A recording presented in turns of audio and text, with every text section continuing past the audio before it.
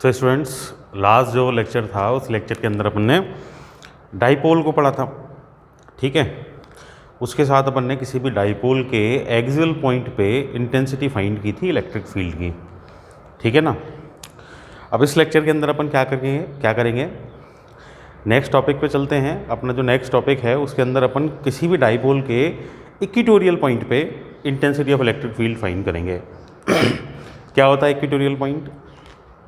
मैंने last lecture में भी आपको बताया था कि अपना ये डाइपोल जिसके अंदर ये देयर आर टू चार्जेस जिनका नेचर अपोजिट है, एक पॉजिटिव एक नेगेटिव, दोनों किसी माइनर डिस्टेंस पे अरेंज हैं। इस अरेंजमेंट को अपन डाइपोल बोलते थे। ये जो दोनों चार्जेस के पास हैं, इन चार्जेस को ज्वाइन करवाने वाली ये जो लाइन है इसको अपन एक्सिस बोलते हैं। और इसके परपेंडिकुलर अगर मैं कोई लाइन ड्रॉ करूँ किसके एक्सिस के परपेंडिकुलर, तो उसको अपन बोलते हैं इक्वेटोरियल, ठीक है, इक्वेटर। और इस इक्वेटर पे जो पॉइंट होगा that will be called equatorial point. तो इस इक्वेटोरियल पॉइंट पे मुझे क्या करना है, intensity of electric field find करनी है, which is my next topic. तो अपना नेक्स्ट टॉपिक अपन स्टार्ट करें। I am to find the intensity of electric field, ठीक है। Intensity of electric field find करनी है at any equatorial point of dipole, किसी भी डाइपोल के इक्वेटोरियल पॉइंट पे। तो सबसे पहले तो क्या चाहिए, डाइपोल चाहिए। तो सबसे पहले एक डाइपोल चाहिए, तो एक डाइपोल कंसीडर कर लेता हूँ मैं। लेट मेरे पास ये एक डाइपोल है, ये पॉजिटिव चार्ज हो गया प्लस क्यू, ठीक है। इसके सामने ये रखा हुआ है नेगेटिव चार्ज, ठीक है, किसी भी माइनर डिस्टेंस पे ये माइनस क्यू रखा हुआ है, ठीक है। लेट और plus Q minus Q charge दोनों मिलके इक्वल, इनका मैग्नीट्यूड अपोजिट नेचर, तो दोनों मिलके क्या बना रहे हैं, एक डाइपोल बना रहे हैं। ये डाइपोल का सेंटर हो गया। और लेट जो डिस्टेंस है इस डाइपोल के दोनों चार्जेस के बीच में, the distance is denoted by 2a, उसको मैंने 2a से डिनोट कर दिया, ठीक है। ये सेंटर हो गया इसका O। अब इसका इक्वेटोरियल पॉइंट मुझे लेना है। इक्वेटर ड्रॉ करूँ इसकी मैं, ये परपेंडिकुलर लाइन मैंने इसकी ड्रॉ कर दी विच इज इक्वेटर, ठीक है। इक्वेटोरियल लाइन पे लेट यहाँ कोई पॉइंट है, यहाँ ये पॉइंट P है, ठीक है, which is called equatorial point. इस इक्वेटोरियल पॉइंट पे मुझे क्या फाइंड करना है, intensity of electric field find करनी है। अब देखो ये जो पॉइंट P है इस पर इंटेंसिटी मुझे फाइंड करनी है। तो इस डाइपोल के पास दो पॉइंट चार्ज हैं, there are 2 point charges, one is plus q, other is minus q. तो पॉइंट P पे जो इंटेंसिटी होगी वो प्लस क्यू भी जनरेट करेगा और माइनस क्यू भी जनरेट करेगा। और प्लस क्यू और माइनस क्यू दोनों एज अ पॉइंट चार्ज हैं, तो एज अ पॉइंट चार्ज है तो पॉइंट चार्ज से intensity of electric field E का जो फॉर्मूला है वो मेरे पास है, which is equal to k/r² है फॉर्मूला। इसकी भी यही इंटेंसिटी होगी पॉइंट P पे और माइनस क्यू की भी यही इंटेंसिटी होगी पॉइंट P पे होगी। अब इंटेंसिटी का मैग्नीट्यूड तो मैं इस फॉर्मूला से फाइंड कर लूँगा, पर इंटेंसिटी ऑफ इलेक्ट्रिक फील्ड तो एक वेक्टर क्वांटिटी है। वेक्टर क्वांटिटी है तो उसकी डायरेक्शन होगी, और अपन ने पढ़ा है कि इंटेंसिटी ऑफ इलेक्ट्रिक फील्ड की जो डायरेक्शन होती है वो पॉजिटिव चार्ज से तो होती है अवे फ्रॉम पॉजिटिव, और नेगेटिव चार्ज से होती है टुवर्ड्स नेगेटिव। तो ये डायरेक्शन भी मेरे को लेनी पड़ेंगी, ठीक है। तो डायरेक्शंस कंसीडर कर लूँ पहले, तो कहाँ है डायरेक्शन इनकी। देखो भाई ये पॉजिटिव चार्ज इस पॉइंट P पे इंटेंसिटी जनरेट करेगा। तो ये पॉजिटिव चार्ज क्या करेगा, इस पॉइंट P पे इंटेंसिटी जनरेट करेगा। तो ये मैंने ज्वाइन करवा दिया प्लस क्यू को पॉइंट P से। तो इसकी जो डायरेक्शन है किसकी, इलेक्ट्रिक फील्ड की, due to positive charge, that will be away from positive charge. Away from positive charge that means this, away from positive charge, this will be the direction of intensity of electric field due to plus Q charge. अब मैंने late किया है कि भाई वो intensity E1 है, किससे late की है, E1 प्लस क्यू चार्ज से इंटेंसिटी। तो E1 की डायरेक्शन क्या हो गई, अवे फ्रॉम पॉजिटिव, ठीक है। ऐसे ये माइनस क्यू चार्ज, ये पॉइंट P से मैंने इसको ज्वाइन करवा दिया, इंटेंसिटी ये भी जनरेट करेगा। अब इंटेंसिटी ये भी जनरेट करेगा तो जो नेगेटिव चार्ज है, नेगेटिव चार्ज से इंटेंसिटी मैंने E2 लेट कर ली, तो due to negative charge intensity की डायरेक्शन क्या होती है, टुवर्ड्स नेगेटिव। तो इसी लाइन पे टुवर्ड्स नेगेटिव ये किसकी डायरेक्शन हो गई, E2 की डायरेक्शन हो गई। बात आई समझ में। E1 intensity due to plus Q away from positive, E2 intensity due to minus Q that is towards negative. ठीक है, ये डायरेक्शंस हो गई किसकी, E1 की और E2 की। अब E1 E2 की मेरे पास डायरेक्शंस आ गई, तो मैग्नीट्यूड तो मैं फाइंड कर सकता हूँ, फॉर्मूला मेरे पास है पॉइंट चार्ज के लिए k/r² फाइंड करें। तो अगर मैं इंटेंसिटी फाइंड करूं इलेक्ट्रिक फील्ड की, intensity of electric field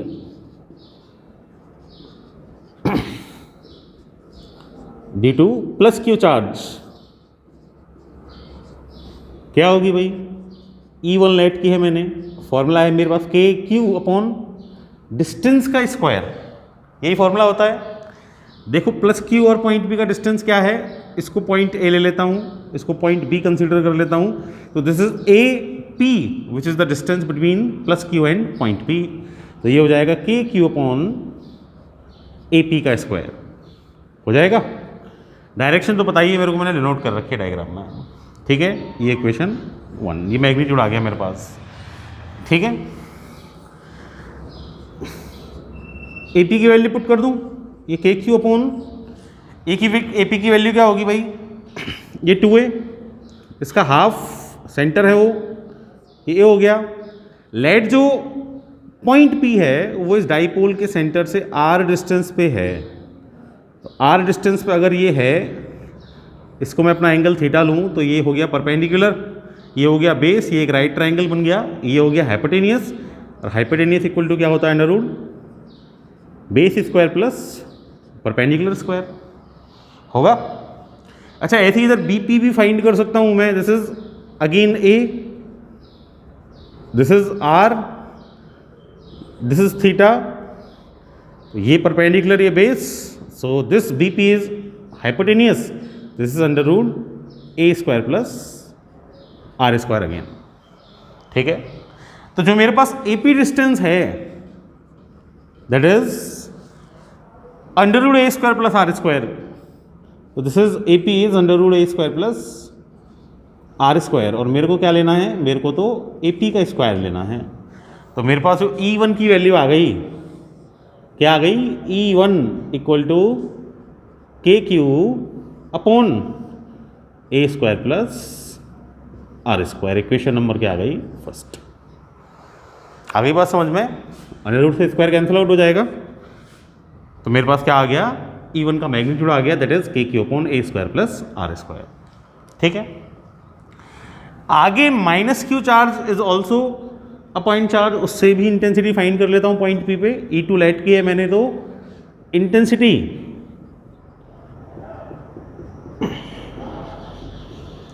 of electric field due to minus Q charge, ये भी फाइंड कर लेते हैं अपन, क्या हो जाएगी, E2 इक्वल टू, फॉर्मूला वही है KQ/ डिस्टेंस का square, distance BP, minus Q charge और पॉइंट P का डिस्टेंस BP, तो क्या हो जाएगा, BP का square. So E2 equal to क्या हो गया, KQ/BP फाइंड कर चुका हूं मैं, under root A² plus R² है, under root A² plus R² का होल स्क्वायर, अंडर रूट से कैंसिल आउट हो जाएगा, तो क्या बचेगा मेरे पास, E2 equal to KQ/A² plus R²। Equation number क्या हो गई, सेकंड। अब देखो इक्वेशन 1 को देखो, इक्वेशन 2 को देखो, KQ/A² plus R², KQ/A² plus R², तो इसका मीनिंग ये हो गया कि भाई E1 और E2 की वैल्यू कैसी होगी, सेम होगी, मीन दोनों की इंटेंसिटीज कैसी हैं, सेम है। अब इंटेंसिटी सेम है तो मुझे क्या करना पड़ेगा भाई, इंटेंसिटी ऑफ इलेक्ट्रिक फील्ड तो वेक्टर क्वांटिटी है, मुझे तो डाइपोल से नेट इलेक्ट्रिक फील्ड चाहिए। मैंने डाइपोल के दोनों चार्जेस से सेपरेट इलेक्ट्रिक फील्ड फाइंड की, E1 और E2, तो मुझे अगर टोटल इलेक्ट्रिक फील्ड चाहिए, इलेक्ट्रिक फील्ड वेक्टर क्वांटिटी है, तो मुझे क्या करना पड़ेगा, वेक्टर सम करना पड़ेगा, तो जिससे मुझे net intensity of electric field मिलेगी। अब वो net intensity of electric field find कैसे करूंगा, रिजल्टेंट का फॉर्मूला है मेरे पास, R equal to under root A² plus B² plus 2AB cos theta, लेकिन उसमें मुझे क्या चाहिए, थीटा एंगल चाहिए, जो मेरे पास नहीं है। थीटा की वैल्यू थोड़ी मेरे पास नहीं है, तो फिर क्या करूंगा, एक दूसरा तरीका अपनाऊंगा, दूसरा मेथड अप्लाई करूंगा। वो दूसरा मेथड क्या है, मैं यहां पर कंपोनेंट करूंगा E1 और E2 के। कैसे करूंगा, देखो ये हो गया एक्स एक्सिस, और ये एक्स एक्सिस, ये वाई एक्सिस। एक्स के पैरेलल में लाइन ड्रॉ की, दिस इज एक्स एक्सिस, ये अगेन इधर वाई, ये पूरा वाई, ठीक है। अब देखो ये E1, ये एंगल थीटा, ये थीटा तो सिमिलर, ये भी क्या हो जाएगा थीटा, इंटरनल एंगल्स। ये थीटा है, इस थीटा से ये थीटा हो गया, ये थीटा है, alternate angle Z shape create हो रही है, तो ये थीटा है तो जेड शेप के अंदर ये भी क्या हो जाएगा थीटा। आई बात समझ में? ये E1, इसका ये एक्स एक्सिस, इसका ये वाई एक्सिस, वेक्टर क्वांटिटी है E1। कंपोनेंट कर सकता हूँ, कैसे करते हैं कंपोनेंट? ये वेक्टर बीच में ए, जिस एक्सिस के साथ एंगल गिवन है उधर वेक्टर इंटू कॉस थीटा, उसके परपेंडिकुलर वाले एक्सिस के along vector into sine theta, पढ़ा है 11th क्लास में, करो कंपोनेंट। ये E1 का कंपोनेंट, ये एक्स एक्सिस की side E1 into cos theta और perpendicular E1 into sine theta, यही। ऐसे ये E2 का एक्स एक्सिस, ये E2 का वाई एक्सिस, किस एक्सिस के साथ एंगल गिवन है? इसके साथ, तो जिस ऐसे है ये E2, ये थीटा, इधर की साइड क्या हो जाएगा वेक्टर इंटू कॉस थीटा, इधर परपेंडिकुलर में वेक्टर इंटू साइन थीटा। करो कंपोनेंट। E2 तो E2 का E2 कॉस थीटा, और इधर की साइड क्या हो जाएगा E2 साइन थीटा। कंपोनेंट हो गए दोनों के। E1 का कंपोनेंट इधर E1 cos theta, E1 sine theta, E2 का कंपोनेंट इधर E2 cos theta and E2 sine theta. अब देखो जो कंपोनेंट अपन ने किए, उस कंपोनेंट में E2 साइन थीटा और E1 साइन थीटा, ये तो डाइपोल के नॉर्मल डायरेक्शन में कंपोनेंट हैं, परपेंडिकुलर डायरेक्शन में कंपोनेंट हैं। E2 कॉस थीटा और E1 कॉस थीटा जो है वो डाइपोल के अलोंग, डाइपोल के पैरेलल डायरेक्शन में क्या है कंपोनेंट हैं। तो अगर मैं नॉर्मल डायरेक्शन में फाइंड करूं रिजल्टेंट इलेक्ट्रिक फील्ड, तो इन नॉर्मल डायरेक्शन और इन वर्टिकल डायरेक्शन में अगर मैं नेट इलेक्ट्रिक फील्ड फाइंड करूं, EV, vertical electric field find कर रहा हूं वर्टिकल डायरेक्शन में, एक तो E1 साइन थीटा है मेरे पास, एक E2 साइन थीटा है। इनका रिजल्टेंट फाइंड कर दूं। E2 साइन थीटा की डायरेक्शन कहाँ है? डाउनवर्ड्स। E1 साइन थीटा की डायरेक्शन कहाँ है? अपवर्ड्स। दोनों के बीच में कितना एंगल हो गया? 180 डिग्री। 180 डिग्री एंगल हो गया, तो रिजल्टेंट का फॉर्मूला अप्लाई होगा।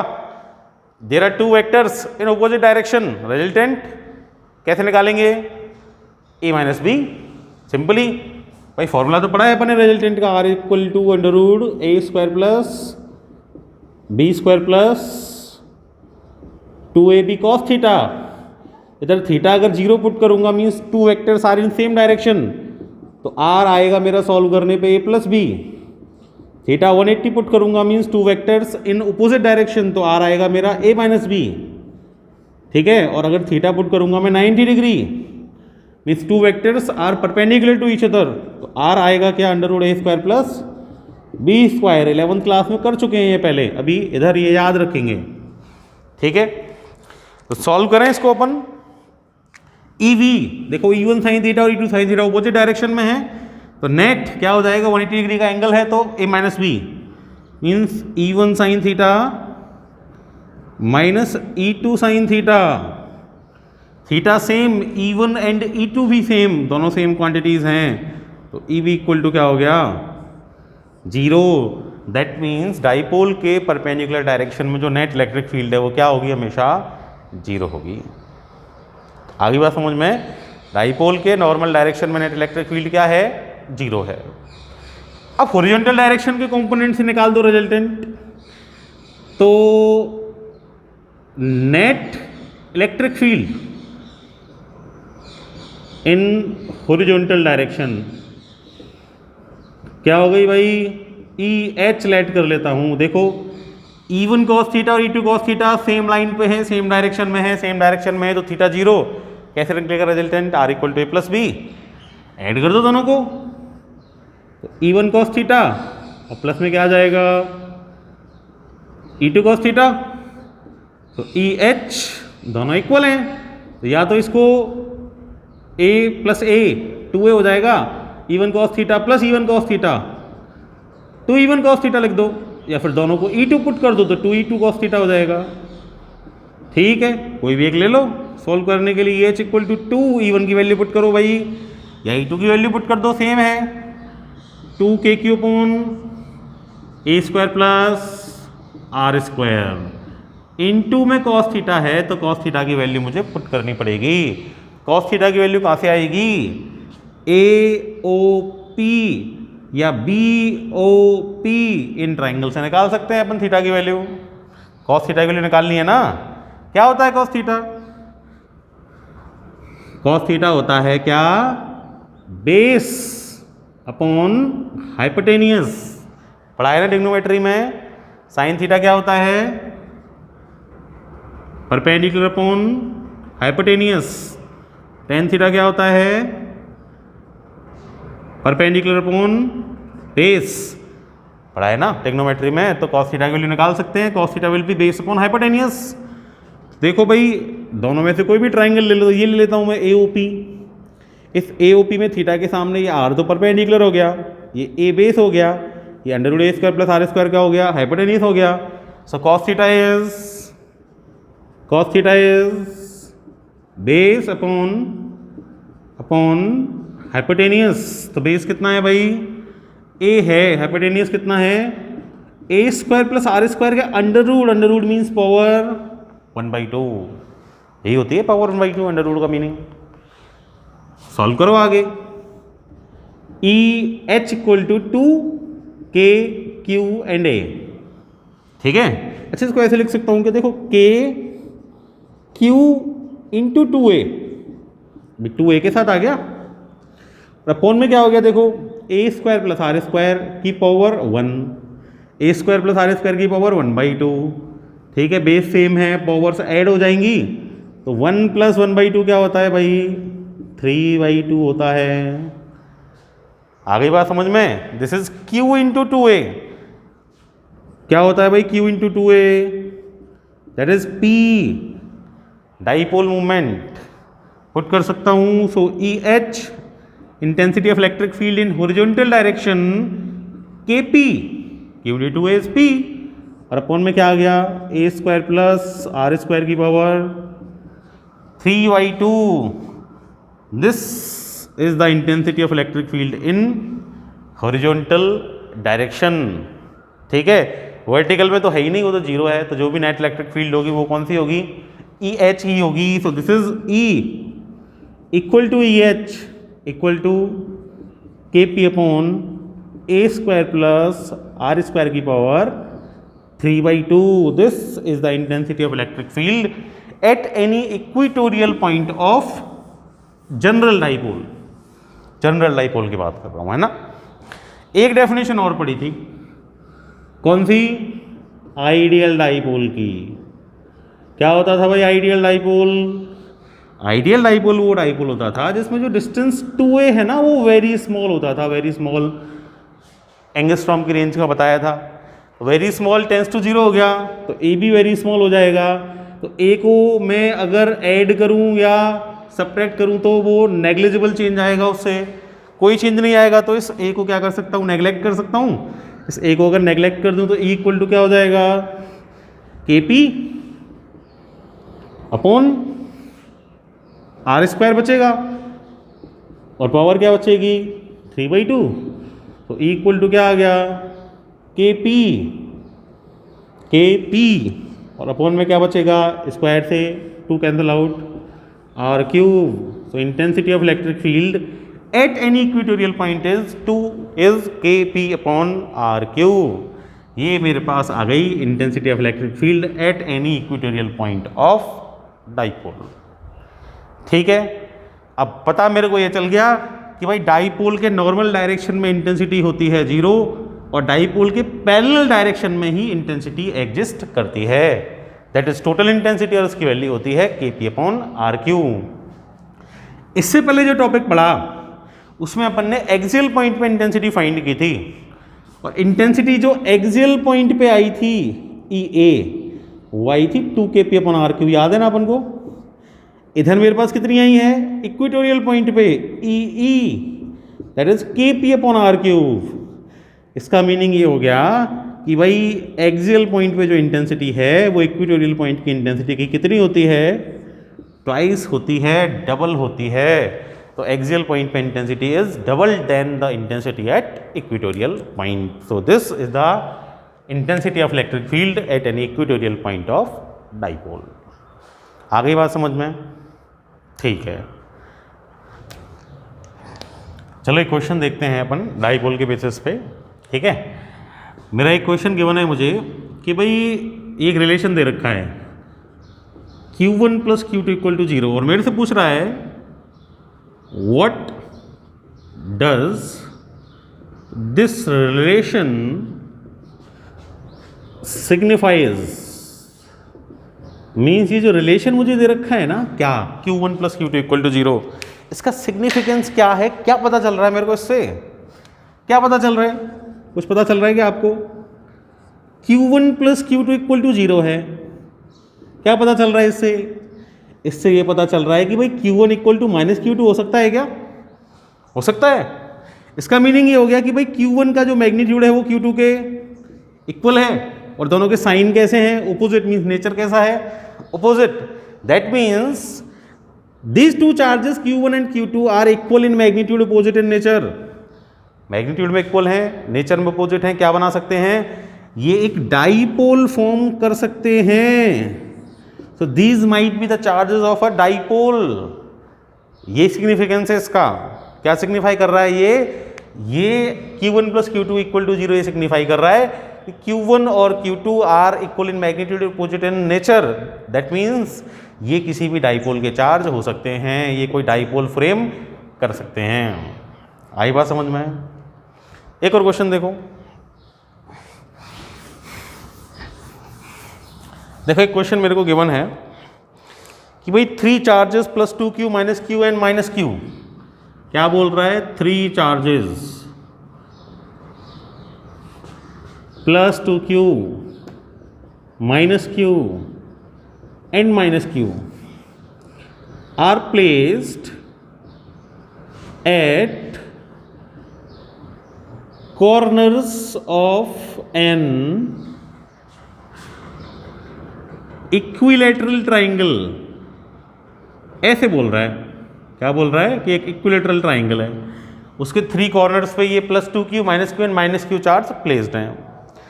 अब बोल रहा है मेरे को कि उसकी साइड कितनी है, इसकी साइड है स्मॉल ए। इक्विलेटरल ट्राइंगल की जो साइड है वो स्मॉल ए है, और फिर आगे बोल रहा है कि भाई फाइंड कर दो, आप क्या फाइंड कर दो, आप फाइंड कर दो नेट डाइपोल मोमेंट। क्या फाइंड कर दो, आप नेट डाइपोल मोमेंट फाइंड कर दो। कर दो। डायग्राम भी दे रखा है साथ में मेरे को। क्या डायग्राम दे रखा है, ये दे रखा है, देखो भाई एक ट्राइंगल दे रखा है, उस ट्राइंगल के 3 कॉर्नर्स पे ये एक पे तो प्लस 2q रखा है, ठीक है, एक ये इधर माइनस q रखा है, ठीक है, एक ये इधर माइनस q रखा है, ठीक। और मेरे से पूछ रहा है कि भाई नेट डाइपोल मोमेंट फाइंड करो आप इसका। अच्छा, इक्विलेटरल ट्राइंगल है तो भाई साइड्स तो सेम होंगी, लाइट साइड्स कितनी है, ए एंड ए, ठीक है, ये साइड्स की लेंथ हो गई। फाइंड कर सकते हैं क्या डाइपोल मोमेंट नेट? पहले तो ये देखो कितने डाइपोल बन रहे हैं यहाँ। डाइपोल की डेफिनेशन ये बोलती है कि डाइपोल के अंदर there must be 2 charges equal in magnitude, opposite in nature. Minus Q and plus 2q। कहाँ है डाइपोल इसका, दिख रहा है क्या? दिख रहा है। कहाँ है डाइपोल? क्योंकि प्लस 2q का मीनिंग है plus q and plus q। भाई प्लस 2q, 1 + 1 2, तो plus q and plus q। ये इधर माइनस q, ठीक, इधर ये माइनस q, ठीक। ये हो रहा अपना triangle, plus q minus q, plus q minus q, equal and opposite. बन गए डाइपोल, देयर आर 2 डाइपोल्स। अब ये 2 डाइपोल हैं तो डाइपोल मूवमेंट जो होता है पी से डिनोट करते हैं उसको, वो एक वेक्टर क्वांटिटी है, उसकी डायरेक्शन कहाँ होती है, नेगेटिव टू पॉजिटिव। तो एक डाइपोल ये रहा प्लस माइनस, इसका डाइपोल मूवमेंट अगर P1 है तो इसकी डायरेक्शन नेगेटिव टू पॉजिटिव, तो नेगेटिव टू पॉजिटिव ये डायरेक्शन हो गई P1 की, ठीक है। एक ये रहा नेगेटिव टू पॉजिटिव, ये डायरेक्शन, इसका डाइपोल मूवमेंट अगर P2 लाइट कर लूँ ये डायरेक्शन हो गई P2 की, ठीक। तो P1 और P2 there are 2 vectors, angle कितना है, रिजल्टेंट निकालना है तो एंगल चाहिए फॉर्मूला में लगाने के लिए। इक्विलेटरल ट्राइंगल है 60 60 60, अपोजिट एंगल 60, ठीक है। करते हैं सॉल्व। तो भाई देखो P1 फर्स्ट वाले का डाइपोल मूवमेंट इस वाले पेयर का क्या फॉर्मूला है, Q into 2A। Q charge कितना है, Q ही है, डिस्टेंस कितना है A, तो क्या हो जाएगा QA इक्वेशन 1। सेकेंड वाले का dipole movement, charges Q, magnitude charge का लेते हैं अपन, distance A again, equation second. So net dipole movement क्या हो जाएगा, net dipole movement will be P equal to, formula लगा दो रिजल्टेंट का, under root P1 square plus P2 square plus 2P1 P2 cos theta. Apply किया formula, P equal to क्या आ गया, अंडर रूट, भाई P1 स्क्वायर सेम है दोनों, P1 और P2 तो सेम है, इक्वेशन 1 और 2 को देख लो, दोनों सेम है तो दोनों P लेट कर लिए, दोनों सेम है तो दोनों सेम है तो क्या हो गया भाई P1 square plus 2P1 P1 cos theta, P1 put किया दोनों को, ये 2P1 square plus 2P1 square और कॉस थीटा कितना है 60, कितनी वैल्यू है कॉस 60 की, अरे 1/2 होती है भाई कॉस 60 की वैल्यू, कॉस 60 इज 1/2, लर्न कर लो। P इक्वल टू क्या हो गया, under root 2P1 square plus 2P1 square upon 2, P equal to क्या हो गया, under root 3P1 square, P equal to क्या हो गया, under root 3P1। This is the net dipole movement. Value तो पुट करो P1 की, तो P equal to under root 3Q into A। This is the net dipole movement of this arrangement. आगे बात समझ में, ठीक है भाई, नेक्स्ट लेक्चर के अंदर अपन आगे देखेंगे, ठीक है, थैंक यू।